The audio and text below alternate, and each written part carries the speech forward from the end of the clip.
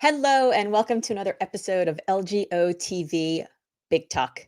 And why Big Talk? Because I hate small talk.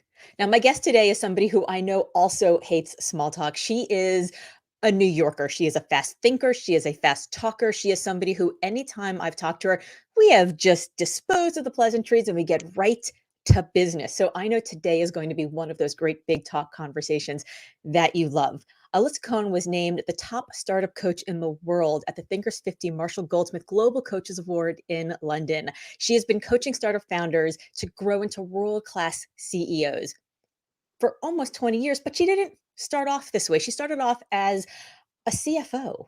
And so we're going to talk today about how she went from working with such startups as Venmo, as Etsy, as the Wirecutter, Mac Weldon, Tory Burch, to become one of the top CEO, C-suite executives, coaches in the world. She's had clients such as Dell, Hitachi, Sony, IBM, Google, Microsoft, Bloomberg, the New York Times, and Calvin Klein. She also guest lectures at Harvard and Cornell, the Henley Business School, and the Naval War College. She serves on the advisory board of Cornell Advisory Council and is a contributor to HBR, Forbes, Inc., and is featured as an expert on Bloomberg TV, BBC World News, and the New York Times. So, big talk, big brain. She's a recovering CPA, but she's also a Broadway investor. She has warned me that she could jump into song at the slightest provocation. Now, I will tell you, I will not duet with you because nobody needs to hear that. However, Alisa, if you'd like to jump into song anytime,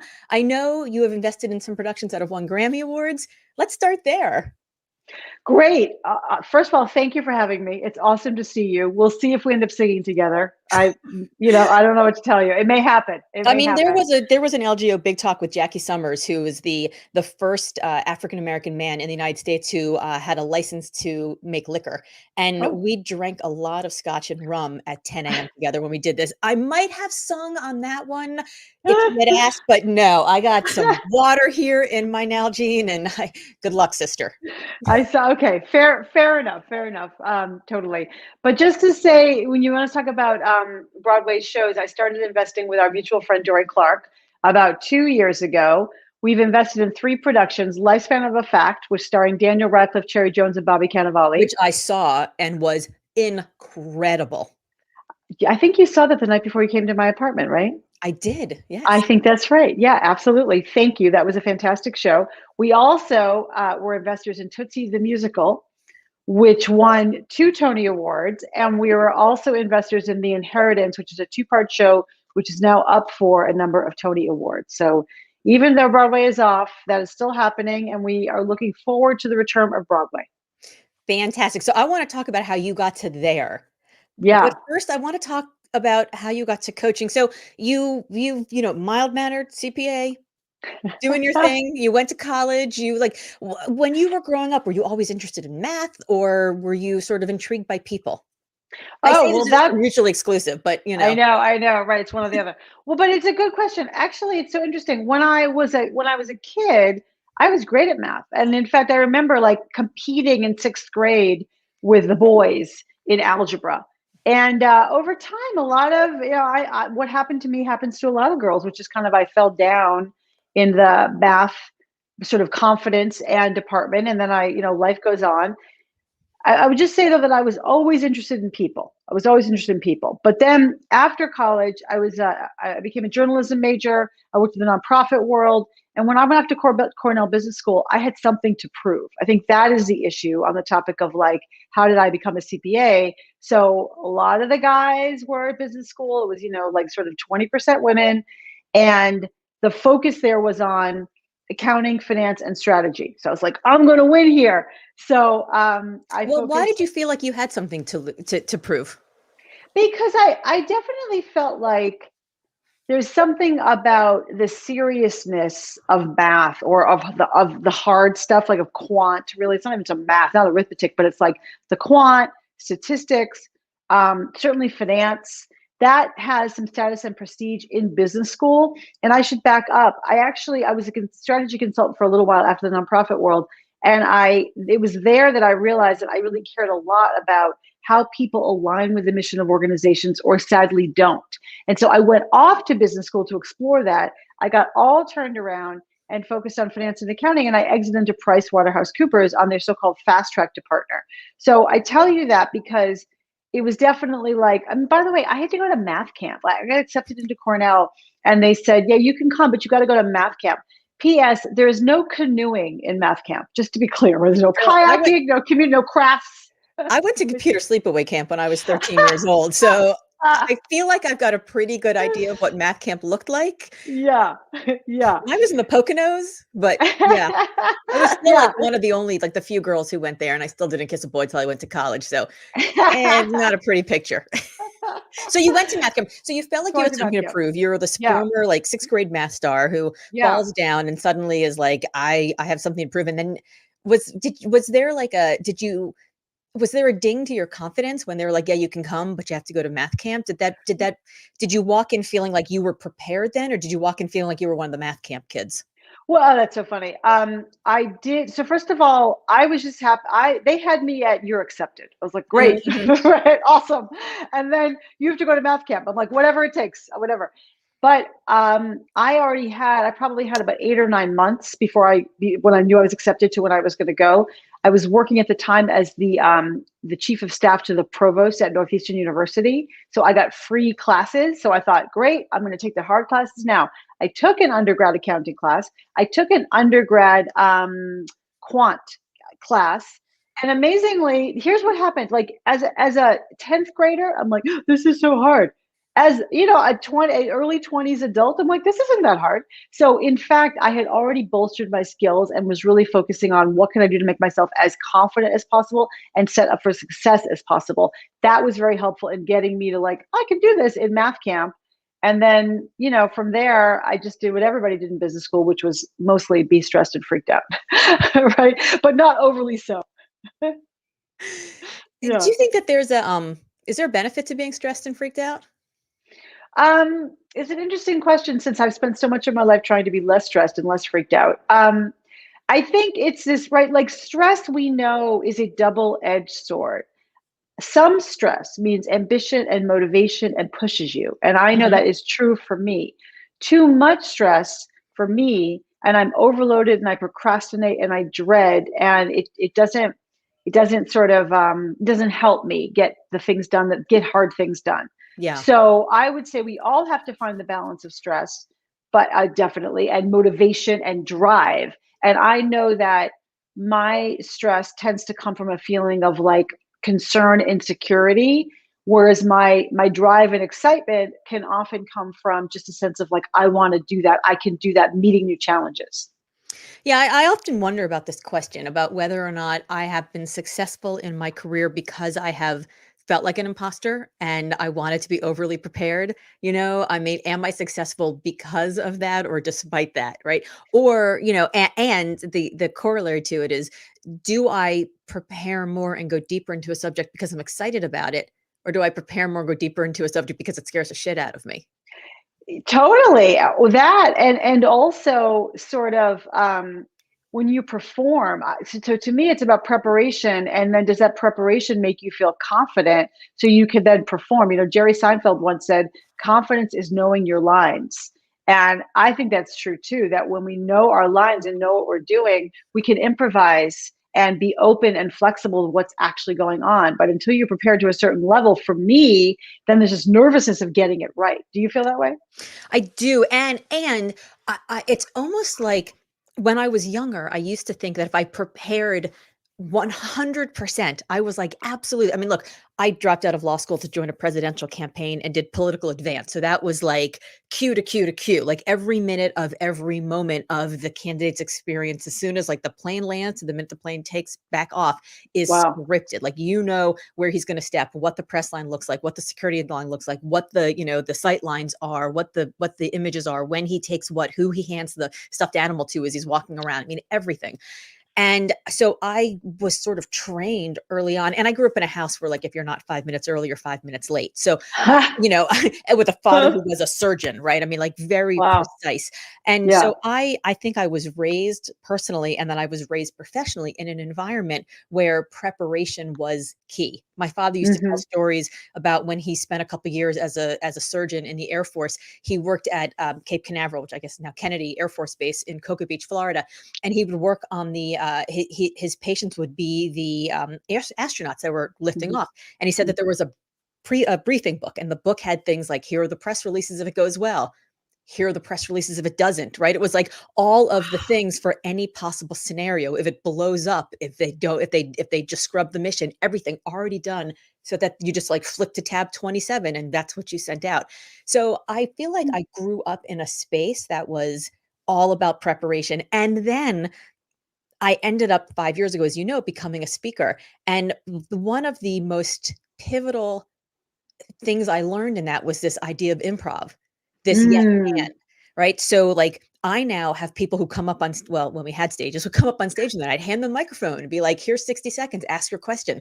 We're gonna solve it right here in front of 5,000 Yeah. people."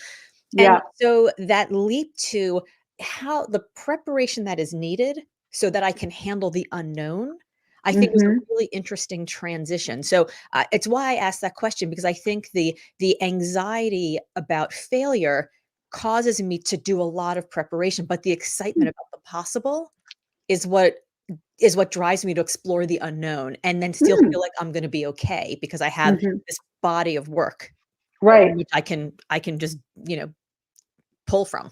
Pull from. Yeah, first of all, that yes, I totally get that. That's really interesting, your background and how that affects you. It's always like, show me the girl, I'll show you the woman, right? So it's like the habits that form us. But I especially appreciate what you say about body of work. I think for all of us, when we get to be a little more seasoned, it's just so helpful to have that repertoire and that reservoir of material experiences, even knowing it's going to be okay. Even when you somehow get into a pickle, you can right the ship. That's also very powerful. And I think understanding those tools. So, Yeah. I have a friend, Mike Ganino, who I took an improv class from at one of those. It was one of those speaker conferences, like learning how to speak, and we all had to go to, like you, I like hang out in the hallway at conferences, right? Like I don't go to stuff, but this one you actually had to go to stuff. So one of the things we had to go to, the very first thing we had to go to was the improv class, and I Yeah. walked in, and there were like 150 people in this giant auditorium. So I was like, perfect. I'm just gonna hide in the back. And then he was like, "Everybody come on the stage and form a giant circle." And, when you're in a giant circle, there's nowhere to hide. Everyone's in the front No. row. And then Right. he made us, like, cluck like chickens and bark like dogs and, like, do all the stuff that I had no interest in doing whatsoever. Yeah. And then once he's all right. He goes, "So that's bullshit." He goes, "So now let's talk about what improv really is." And he taught me that this whole idea that it's okay. Like, how do you pivot whenever you think you're in a dead end? How do you turn around? How do you do the U-turn, Hmm. the left turn, the right turn? And I think that's probably something that you've seen with a lot of the executives that you've coached, that they had this one specific idea of what the plan would be, about what success would look like. And along the way, as happens, life got in the way, or they Hmm. learned something new, or their understanding of the idea got deepened, or competition arose, or something. So, are there tricks that you have helped your coachees, your clients use to do that pivot? Well, it's interesting considering that we're about a year up right now in the pandemic, when Mhm. that was a big, massive, unexpected calamity for all of my clients. And I think if you say sort of trick, the way I think of it is like tools, right? Mhm. So the first tool for everybody is to recognize that a normal reaction to a massive uncertainty, a sudden change, is concern, right? Anxiety or something Mhm. like that. And that's normal. And to accept that how you're feeling is anxious, and then to find ways to calm yourself down. So the traditional counting to 10 before you make a decision. Even I like perspective taking, the notion of like, okay, I know it's bad, but there's still a lot that we have that is working, right? This is not working, and that's a problem, but there's actually a number of things that are working. And also, it actually could be worse. And those kinds of things help put everything into perspective, because at the end of the day, your job, your goal is to think rationally and calmly to make good decisions as quickly as you can. Right. So that's different than toxic positivity. It's all gonna be okay. Don't worry. You're gonna be fine. Jump and the net will appear. Right. Right. And I feel like there is this push, especially in this last year, for Hmm. toxic positivity. And so, Hmm. I was talking to somebody at some point early on in the pandemic, and I was lamenting the fact that, my business, traveling to events to speak on stage, travel, events, stage, is all gone. Yeah. And she said something in response like, well, it's okay. At least, you had a successful sale of your last business, so you're fine financially. And it was like, Hmm. okay, great. Well, now I feel like I've lost my identity and I feel guilty. Like, wonderful. And I know what she was trying to do was to make me feel better and to give me perspective. But what I felt was even worse after that. So when you talk about the perspective, Hmm. let's go a little deeper into that, about sort of why you do that and what it helps, because you're not distracting from the, like, bad stuff's over here, so let's just talk about the good stuff over here. You are it's almost like you're controlling the fire. Yeah, well, that's interesting. Controlling the fire. So first of all, I think it's actually never helpful to dismiss someone else's concerns. And that's what I think of when I think of like make you feel better. Let me Yeah. make you feel better. Let me try to make you feel better. That's like actually not helpful. Yeah. I think it's more a question of like if I think about with my clients, partnering with my clients to see the bigger picture, asking questions, right? You know this. It's really about asking questions that will help them see a bigger picture, a bigger reality. Also, many people many people have their feelings and get looped into their feelings and can be distracted by and kind of use anxiety and use adrenaline and use even upset as a distraction Mm. from what I actually have to do now. So sometimes, in your case, it's like you had to deal with what was going on with you. The CEOs I work with had to deal with what was going on inside of their companies and fast and act like a CEO and fast. While So they were still dealing with their own trauma personally there at home with their kids, with whoever. that's what I was going to say, because they have their own trauma as well as their kids and their spouses and whatever it is. And so, as well as their own concerns about their parents and whatever else. Right. So, at the same time, when you're the CEO, certainly when you're the founder CEO, you actually don't get a choice. You have to show up as the leader the way the leader is supposed to show up. Mm. So I think it's both holding that dichotomy, which is yes, we need to deal with your feelings. Yes, you have feelings. And also, like, let's help you figure out what you want to do and figure out sort of how you want to compartmentalize them. We will deal with them. And what does a leader need to do right now inside of this company? So that was really the work in the early days of the pandemic, but it's always the work inside of change and stress. And like you said, where suddenly a new competitor comes in, or really what is a normal thing that happens is you lose a, you lose a big customer, you lose a key executive. Something happens inside of the team which is massively distracting. Whether it's someone posts to social media, hate speech, and then there's a whole circle around that, Mm. or somebody there starts to be infighting in a key team, and it's not this like explosion, it's more this drumbeat of a dysfunctional environment over somewhere over here that you, the CEO, are not quite involved with. There's a lot of things that happen in business. So I think it comes, and we all have our emotions and our triggers about all of them. I mean, I'm thinking about as I'm writing this book from startup to grown up. And a lot of it, the first chapter has to do with emotional self control. How do you handle yourself? How do you know what's going to trigger you? How do you predict your reactions in advance so you can manage all of them so you can show up to be the leader that you need to be? I'm very interested in that topic because uh there we have had, I mean, I feel like when I was growing up, and I think we're close enough to the same age that you probably had the same experience, the leaders were the people who were leading, right? They were the ones who Hmm. were in the spotlight. They were the ones with the bold faced names. They were famous. They were celebrity. They were, the wise scholars. They were the ones who were in front. And I think in the space from when you and I went to college to now, we have seen the celebration of a lot of different types of leaders, right? So Hmm. frankly, I think that is in no small part because women, people of color, LGBTQ people have entered the workforce and grown into leadership positions, and they've redefined what leadership literally, physically, but also emotionally should look like. Hmm. And Hmm. it's shaped that leaders can be more emotional, they can be more authentic, they can lead from the middle, from the back, from the side, from, this doesn't always have to be the person who's like out front leading the bandwagon.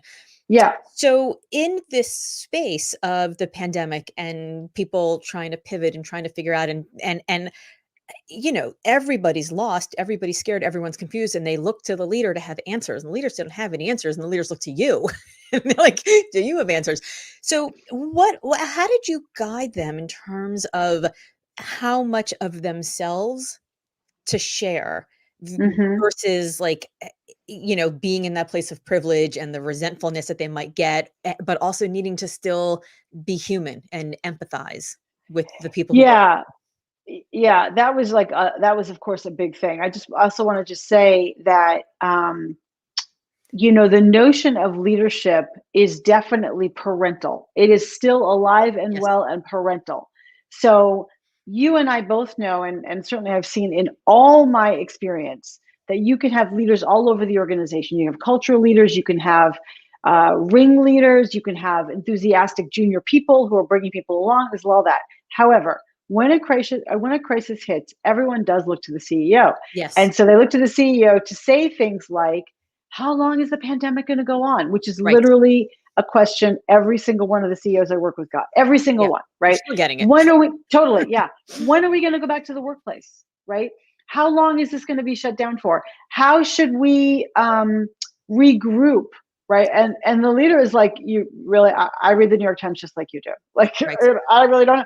And so that was kind of very interesting to me. But I would say on the other side of that is that um, I think that there has been a big shift with the notion of being allowed to bring emotion to work. So I'd love to talk about authenticity because I have mixed feelings about the word authenticity and how Yes, it's used, right? Because you need to be authentic the way a leader needs to be authentic. So if you're feeling like we're all going to die, this is not going to work out, what are we going to do? Then actually, maybe you shouldn't show all that to your right, workforce, right. right? Not Right? productive authenticity. Yeah.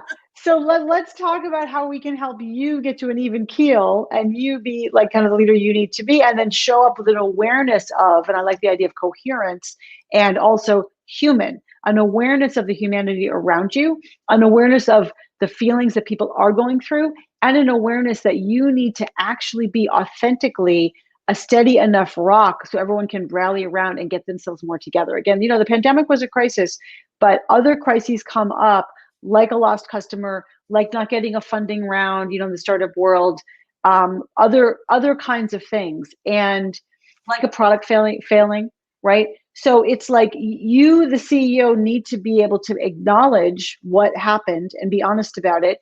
Acknowledge that people are having feelings and issues and whatever about it, and also begin to set the path forward, which may just be we are going to regroup and we are going to win. So it's like that optimism that brings you forward, that energy that brings you forward, but also a strong understanding of what's actually going on. And also, last thing I would say is, and how it's affecting you personally. Yes, you should bring that up, but that's not the overemphasis. Yes, yes, yes. I'm embarrassed to tell you how long it took me when I ran my last company to not give sort of quote unquote State of the Union speeches at our annual Mm, retreat. That was all about hmm. like the stuff I'm excited about us doing 3 and 4 years and 5 years from now. Yeah. My people didn't care. They wanted to know what was going to happen today, this week, this month, maybe this quarter, and how it Yeah. was going to affect them, Yeah. their experience at work, and Yeah. their payment for work. That's all Yeah. they cared about. Yeah. It took me a Yeah. very long time to understand that. I'm embarrassed to say it was probably 5 or 6 years of, like, just being like Charlie Brown's teacher, like, "Wah, wah, wah, wah," and I finally got a business coach, and I spoke to him, and I told him the whole story, and he was like, why should they care?" Yeah. And then you just sat there and looked at me and for like maybe 3 full minutes while I was like awkwardly trying to figure out that they just don't and they shouldn't, and that's okay because I didn't either when my old boss did that to me, which is part of why I left and started my own company. Right, So right. There you go. you are you're working as a CPA, Mm. very neat, very clean numbers, Mhm. right? Mhm. And you're Mhm. like, I want to get into this world of messy emotions and Mhm. uncertainty in coaching, Mhm. startups, right? Mhm. But you were on a partner track. So the Mhm. people don't just leave the partner track. So let's go Mhm. back and talk a little bit about that decision and the process of Mm. making that decision. Mm. So people would ask me what I did, and I would either say I'm a consultant, that I might say I'm an accountant because I did again, I was in a professional services firm, so and I was on this fast track program, so I got to do a whole bunch of different things. So I had some leeway in terms of what I did. Sometimes I say I'm a CPA because there's some pride in that. Yeah. And so it would always come out with like, that's what I do. Okay. And then I went to so I'm from Boston. I was in Boston working, and I will never forget this. I went to a client site, and I saw there Cheryl, a a high school classmate. So Cheryl and I were like, "Oh, you're here! Oh my God!" And she was working as, some sort of like finance professional in the Hmm. in the accounting department. And we saw each other, and it was like, "Oh, that's weird." Okay. Now, I'm going to tell you something, and I'm saying, did this actually happen? Or do I just make this up? But like what I actually think happened is, later that evening, everyone had gone home. I went to the printer to pull something off, and she wrote an email. I saw it on the printer to another classmate and said, Alyssa's here. She's with the team from PwC. Can you believe she became an accountant? That literally, that is what and again, I think that actually happened. It's such a strange thing. It's such a coincidence, right? It's like, oh, that, in fiction, you wouldn't believe that, right? But that's what happened. And I was like, oh my God, this is not me.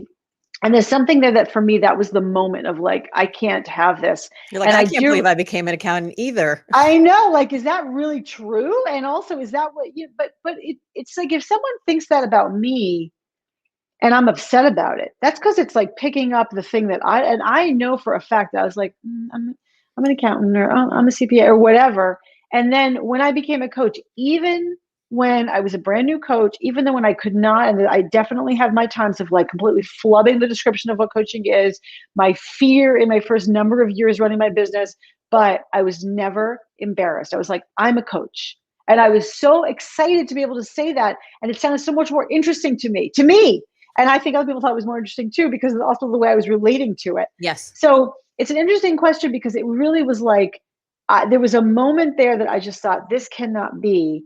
And then I dreaded going to work. And that's when I really just thought, this cannot be. Now, by the way, PwC is a fantastic firm. I just want to be clear about that. And they were fantastic to me. And I learned a ton. And as the years go by, being a CPA is actually super helpful. It's like very, very helpful to have a numbers orientation and a business orientation. Business school was super helpful too.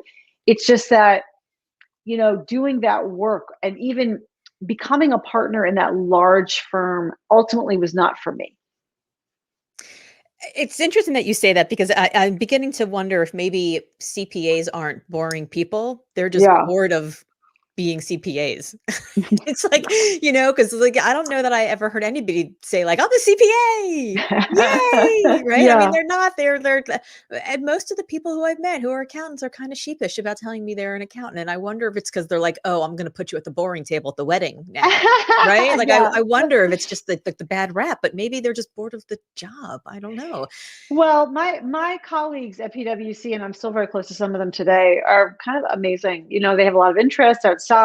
They have a lot going on. Certainly at PwC, you had people who were super high performers, who were like, triathletes and that kind of stuff. So but it's a good point that, we sort of have this idea of what it is to be a CPA, and the jokes about CPAs and actuaries, Yeah. whatever. Right, right, right. You got to find Although your I'm way. fascinated by the actuarial industry. I'm deeply, deeply fascinated. It's in the same way that I'm fascinated with like mind readers and tarot card readers. It's like, except this one Yeah. actually has like numbers and data. Yeah. But I, as you know, spent my living in executive recruiting, and everybody's different. And I was always so interested in getting into people's stories. So I'm like, well, yeah, you can give me actuarial numbers around something, but there's so much human error. Like literally, there's so much Yeah. human error. Like, how do you really know when I'm going to die? So you see this email and you're like, yeah, this isn't necessarily what I want to do. So how does the process of leaving a partner track go? You go into your supervisor, you tell them you're thinking about leaving, and they tell you you're making the biggest mistake of your life, I'm assuming. Yes, and right. So, first of all, I thought about it for quite a bit, and I tried to figure out what was going to happen next. But they did have, at PwC in particular, they had this sort of mandate. They would say this now and again, which is, if you're thinking about leaving, come and talk to us, because maybe we'll find a good solution for you here. Mm, And if not, we got tons of alumni out there. We can help you get a job. So most people didn't take them up on that. I did. sure. I did. I was like, oh, okay, you told me to come and tell you. So I went to Jay Maddie, who was the partner in the Boston office, who was, sort of the head lead partner in the Boston office. And to be honest with you, there was not a lot of talking out. There was not a lot of talking me out of it. I think that we all knew it was not really the best fit for me.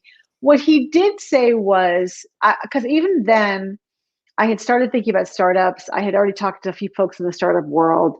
And I said, I think I want to join a startup. And he said, if you said you wanted to go to another large firm, maybe we should have a different conversation and we could think about the right spot for you here. But if you're telling me you want to go to a startup, I understand that. And what I'd love to do is introduce you to a few people who I know outside the firm, inside the firm, who could help guide you.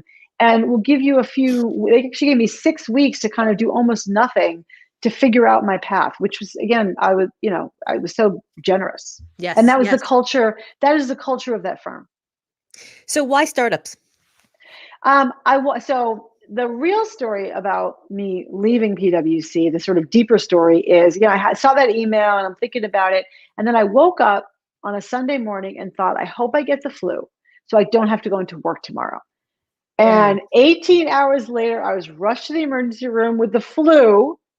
Note to viewers, do not wish the flu on yourself. Okay, it's not good. Okay, you're like down for the count. I was like massively sick. And I just realized, no mas, this is not it.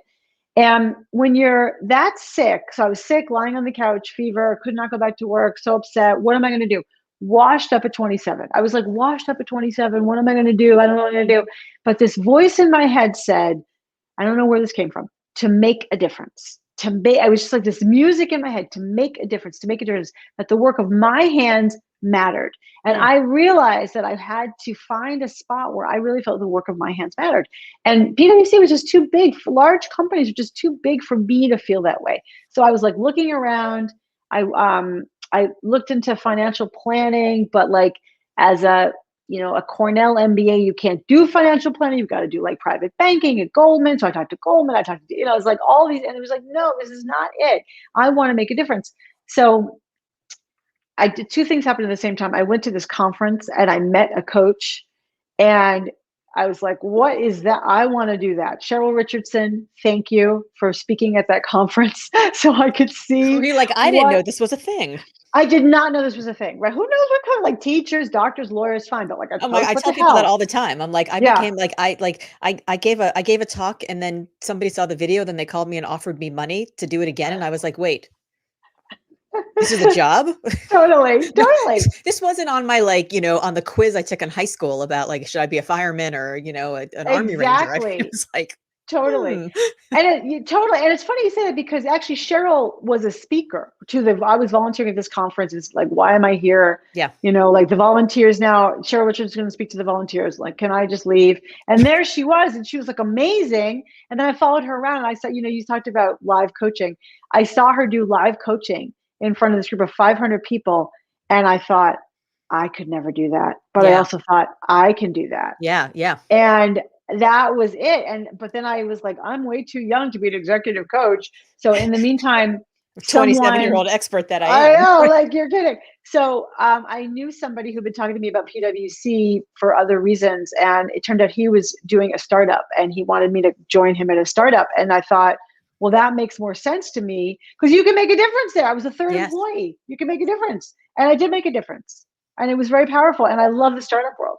And the next startup I worked at, I remember I was joking with somebody, like I left at 5 one day and I said, I'm taking a half day like that. And, I'm a workaholic. I don't know, but I really like to get things done. I like to work with teams. I like the adrenaline.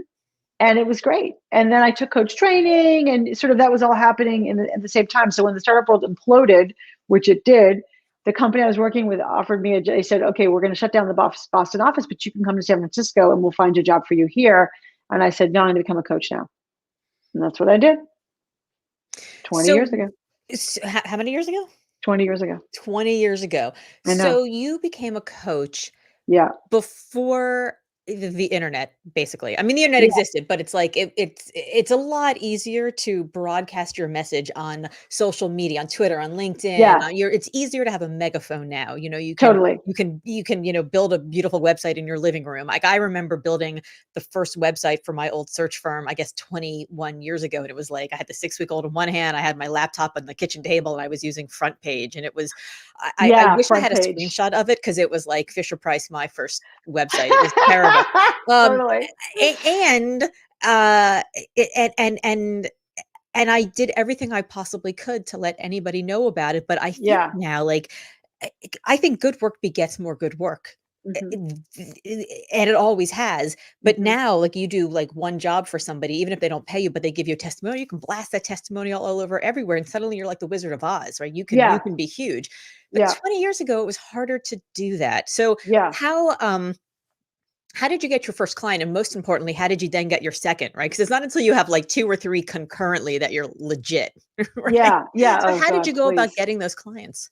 So the answer is one foot in front of the other, right? So like, and by the way, I can totally relate to all those things, like in terms of now we can get testimonials and blast it, but still I knew I need testimonials one way or the other.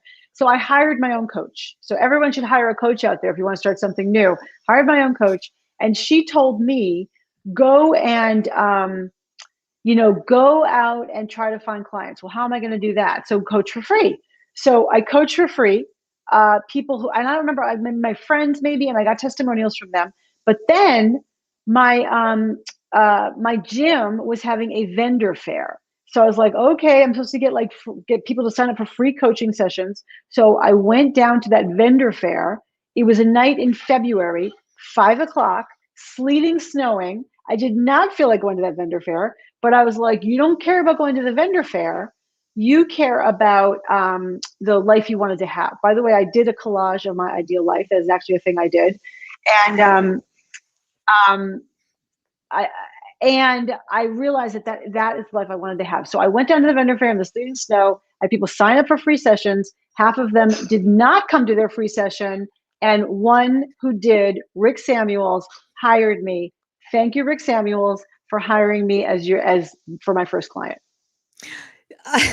So what I love about this story is that you, over the course of the last 20 years yourself, went from startup to grown up in what you're doing. True. See what I did there, right? So your upcoming book, Startup to Grown Up, I obviously assume that it's going to, and I can't wait to read an early copy. I hope you'll be sending me one. I know you haven't finished writing it yet, but I'm excited to read it when you have it in final draft form. I know that I'm sure that it tells stories about the clients you've had and some of the things that you've helped them do to go from startup to grown up. Do you weave your own story through it also, how you figured out how to do this, or is it mostly just shining the light on others?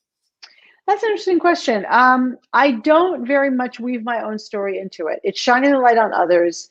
And I have it in my mind's eye that I want to write a deeper book in the future about the weaving of the stories of my clients and the weaving of myself, a little bit like Laura Gottlieb's book.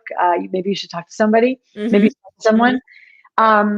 But this is very much it's anonymized stories of my clients and actual coaching situations where I help them. It's also transcripts of interviews I have conducted with founders in terms of their commentary on these different topics. And the combination is very exciting because it's like my clients and what I've gone through, but I'm just there with me and my clients when other founders, entrepreneurs tell me what they've experienced and it fits into the book. It's very confidence inspiring. Like, yes, this is real and super helpful. Yeah, I remember I would always have clients come to me for search and they'd say, "God, we have such a unique problem. You're just not gonna believe it. This problem is so Totally. unique." And I would You've say never I'd seen listen it. to them. Yeah. I let them tell me their whole story and all the reasons why the problem was unique, and then finally I would say, "Well, the good news." I said, "The bad news is that the problem is unique to you. The good news is that it's not unique to me. That's very good. I've seen it That's great, before, Laura. and here Yeah. are some things we can do." And they were just like, you could just see like their shoulders would come down, they would like light would come back, like the blood would come back into their, into their veins. And so I think it's so much why hiring a coach is so important to help you through this because so many of us struggle alone, beating our head against the wall, thinking we must be the only people who go through it. I read something the other day where 70% of people experience imposter syndrome, but of course we have Mhm. this pluralistic ignorance because we think we're alone. Like nobody talks about it. It can't be that 70% of people have imposter syndrome and we feel like we're imposters, the only ones who have imposter syndrome. If we're That's true. imposters about our imposter syndrome, and then like the math just doesn't check out, right? It Right. just Totally. doesn't I work. know. I know. So have you had the same coach for all of this time, or have you had No, different coaches along the way different as you've gone from coaches. startup to grown up? Yes, different coaches along the way as I've gone from startup to grown up. Absolutely. And different people around me and different circles of mentors and friends, like the friends that we have in our lives and the people who can, to your point, you can bounce things off of in a trusting way. Some of it is, having somebody from the outside to coach you specifically is super helpful. And as you well know, having a circle of people in your life to bounce things off professionally is super helpful. Absolutely. How Yeah. do you know who the right people are? And how do you I know when they need to change? Right. I know it's a good question. Um, I guess I would say this. I like to surround myself with people in general. You are the average of the five people you spend the most time with. Right. I think about surrounding myself with the people who I think are good heart and good head. So the heart is important to me in terms of relationships and friendship and feeling like I can be vulnerable. And then the head is this person lives their life pretty well, right? This person gives good advice. Or when we have a dialogue, I feel better, not worse. I feel understood. That's pretty easy. In terms of like a coach, I think it's the same thing. It's like I'm making progress on something. I have someone in my life who I've turned to for as a coach for quite a long time, and lately I have found that I've incorporated a lot of the things that she has shared with me with my clients, with people in my world, and I'm just noticing that she'll tell me things, and I'm like, I already know that, I already know that, I already know that. Mm. So it's not like it's not to be mean, right? It's not to be like, oh, I already know that, but it's more like, okay, good. I think that there is probably a different perspective that I could take on because it's definitely not outgrown sometimes. Sometimes it's like more, you need to shake up the dynamic and find people who can give you a fresh perspective. Yeah, I think that's absolutely so true. I do think that we meet people along the path. Um, Yeah. and yeah, I was talking to Whitney Johnson. I interviewed Whitney Johnson for the show on Tuesday. So we talked about her S curve, and at every Yeah. point you get to this place in your S curve, you get to the top and you need to start again. And the people who are there with you at the top of your S curve are not necessarily the people who should be there with you at the bottom So when you're on true. a brand new S curve, or the ones that are helping you go from the bottom to your sweet spot in the middle aren't the ones who are going to get you from your sweet spot to the top. It's And I true. I love that quote, of the Jim Rohn, "You're the average of the 5 people, you are closest to." I saw a John Wooden quote, Coach John Wooden, basketball Hmm. fame, who said that Hmm. you'll never outperform your inner circle. And I thought Oh, that was wow. so good because That's so if good. the 5 people around you, you're the a you're all about the same place, you're not gonna get to that next place together until you bring somebody into that inner circle who pulls all of you up. Um, though I do think there is value to having somebody in your inner circle who is that somebody that you need to mentor, who is a few steps behind you. Maybe you're in the middle lane, so you've got someone in the fast lane of the highway, but also somebody in the slow lane, because I think that helps you to groove the pattern of the things that you did, maybe some of which you did by accident and you got lucky Hmm. when you teach Hmm. it to somebody else. Hmm. Yeah, I think you know in your bones what you're doing when you can teach other people, right? Yeah. So I think that that is a good marker. There's something also about generosity. I've been thinking about this a lot lately. I've been thinking about this a lot lately, that like I've now come to a state in my career and in my life that people are coming to me for advice and are saying things like, "Oh, but you've already made it." And I'm like, "I've already made it. Oh, that's good to know. Thank you for sharing Thanks. that." Right? But yeah, but I understand that they're coming from this place of, I'm afraid I won't. I'm afraid I can't. And there were people along the way in my path who were super generous to me at these, Mm, either for a period of time or these moments in time. I'm thinking about Sally Helgeson, who I've known for like 15 years, another member of our MG 100. I've known her for 15 years. I knew her in the days when I knew Marshall originally.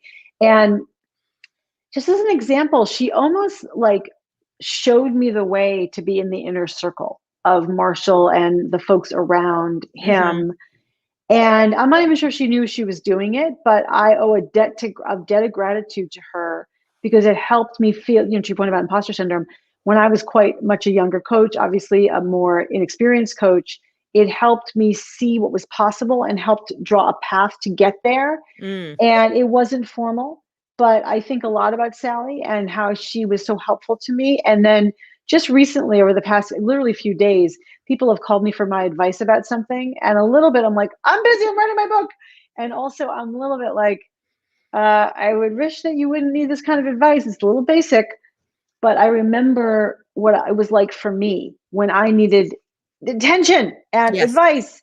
And so I think there is something important as we get older to pay it forward no matter what. By the way, I have a, a friend and colleague, but I will say mostly a friend, who's kind of 30, who's in the Bay Area, and I'm sure that I help her and I mentor her, and I know that she feels that way, but she helps me. Like, I understand better sort of aspects of life because of her fresh perspective. So I love the idea also of like integrating mentoring, like reverse mentoring, whatever you want to call it. But mentorship can come from all sides, and still you need to find excellent people to align yourself with, because you will kind of grow together.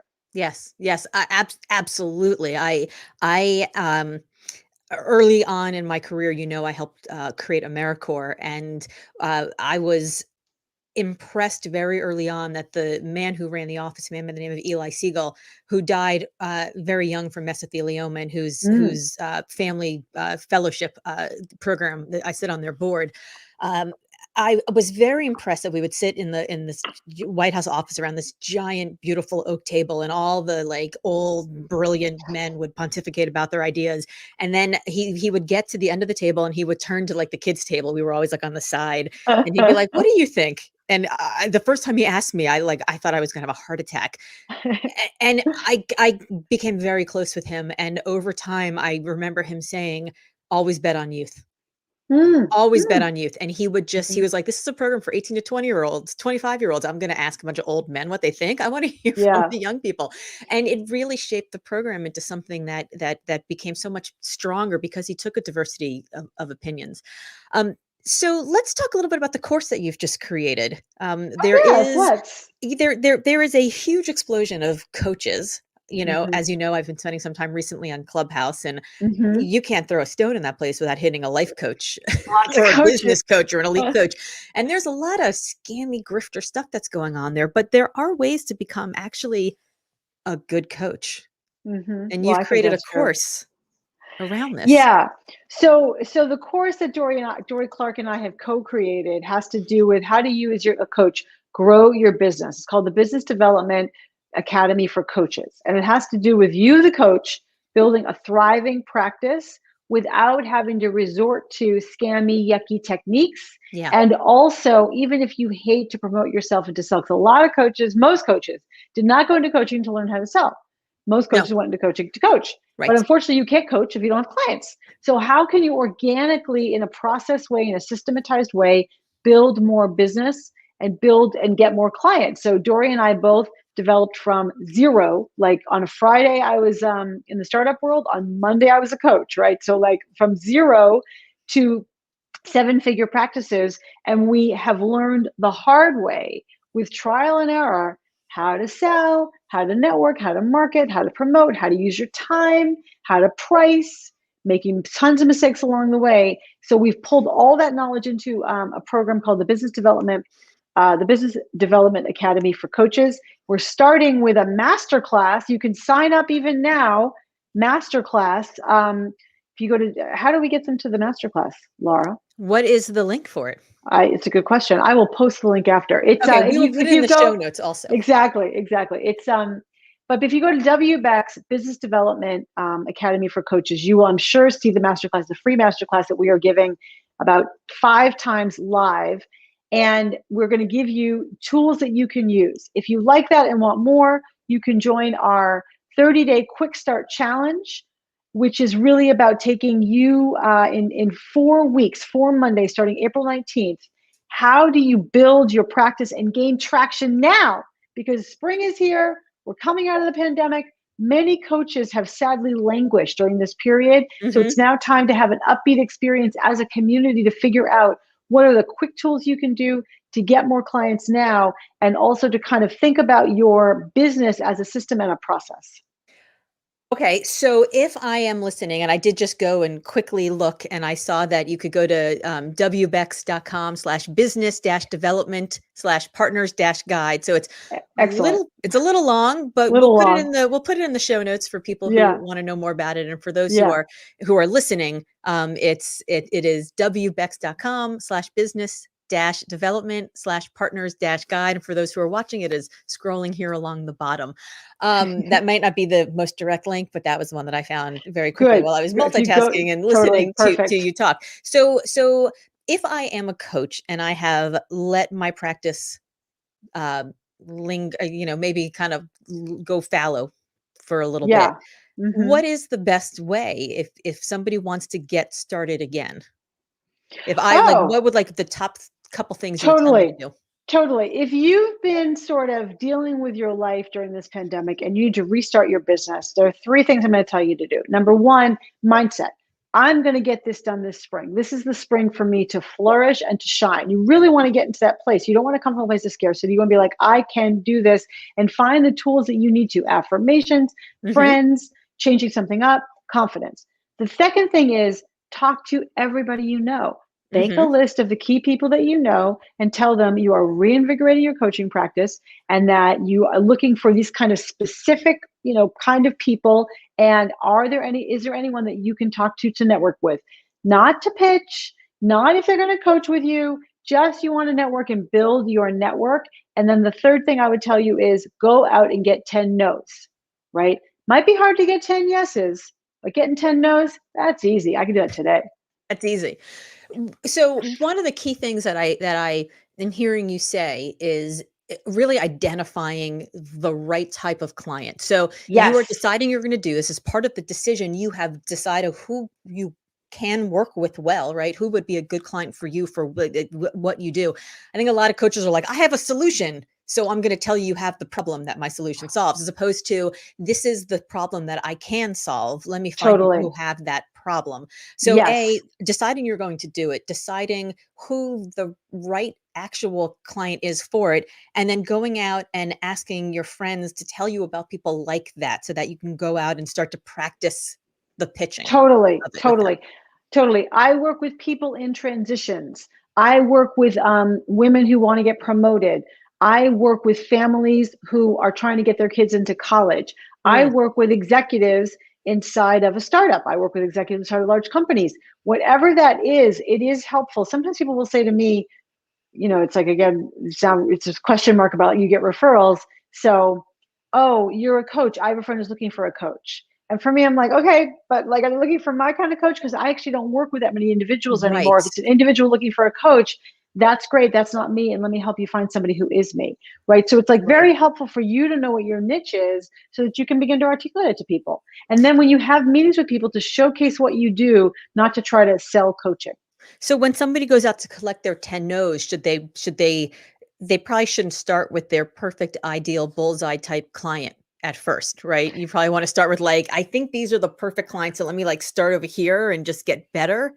Yeah, I think practice is everything. I think everyone should be practicing all the time. And so practice on your friends like as in, I'm not pitching you, I'm just trying to practice, right? And Yes. then practice on people who are not like your dead center dream client, so that you can get some confidence in getting your mouth around the words of what you're going to say. There's a whole process. That's actually what we go into in our 30-day quick start challenge. The actual words, scripts, what you can do to say to begin to engage clients. How hard is it for people to ask for what they're worth? Getting the Very words hard. around that. Very hard, very hard. It's funny. Our friend Michael Bungy-Stanger used to say, "Your fee is fear plus 10%," and that's about right. Yeah.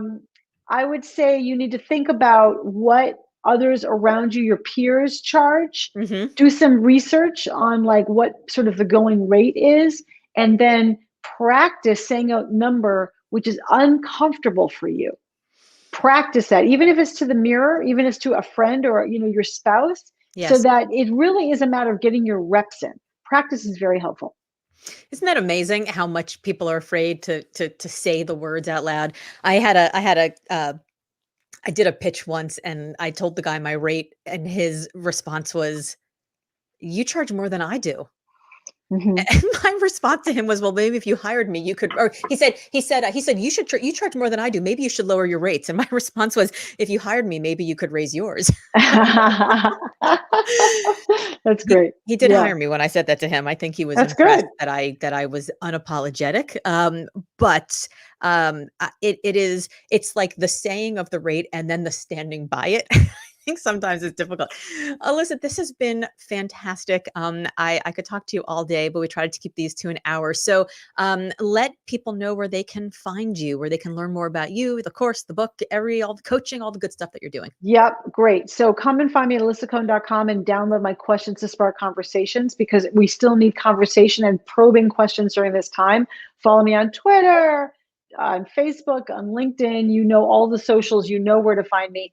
And then just to say, I know that the link you're putting there has partner's guide to it. I would say go to wbex.com/business-development and just try that. But I'll Okay. also send you a link about that.